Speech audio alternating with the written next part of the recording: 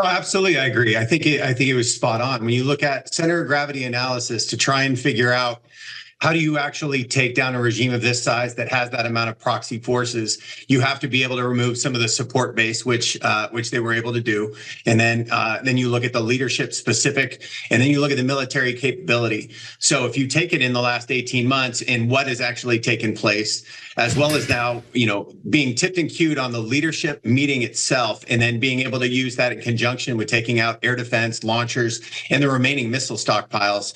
This is that point in time where you can actually degrade that military capability necessary so that the Iranian people can actually rise up and feel safe enough to be able to do so without the threat of violence against that military. I just want to stick with this because I thought he was so forceful on that point, Colonel, just about the fact that there shouldn't be any U.S. boots on the ground there. And I guess I'll throw a version of the question I threw to him to you, which is, how do you facilitate, how does the U.S. facilitate in concert with Israel and others, the safety of the ability for that transition to take place?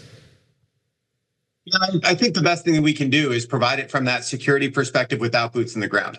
Fully agree that putting boots on the ground makes it look much more like an Iraq conflict as opposed to what it is here. U.S. especially in Israel have focused specifically on valid military targets, high value targets, to be able to do that, to say, hey, it is now up to the regime to be able to do that. The Ayatollah, the IRGC commander, the armed forces chief, all gone. Over 40 senior Iranian officials reportedly killed in this time frame.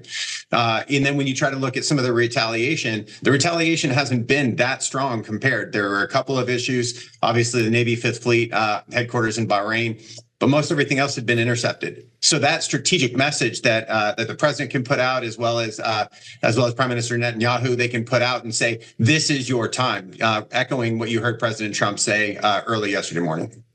Colonel, we've talked about what happens if this drags on, but there is another issue, and that is what happens if this ends in a couple days, because as we just talked about, there does not seem to be an appetite from Israel, from the U.S., I imagine from GCC countries, to put boots on the ground inside Iran. They're deferring to the Iranian people, but the Iranian people may not have as much of a sway in who is their next leader, given there is still a council, there is still an IRGC.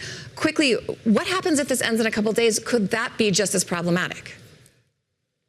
Could be. Anytime you remove a leader, you have the power vacuum analogy. You have that dilemma that you have to be able to solve and say, do you know who that person is? And is that an individual that you can actually work with in the future? Is that somebody who will come back to the table to have diplomatic channels and be able to try and identify a safer, more public way to be able to do it? You still have the vehicles in place for military firepower and all that from the U.S. to be there as a backstop. I don't see them leaving quite yet, even if the volleys do stop.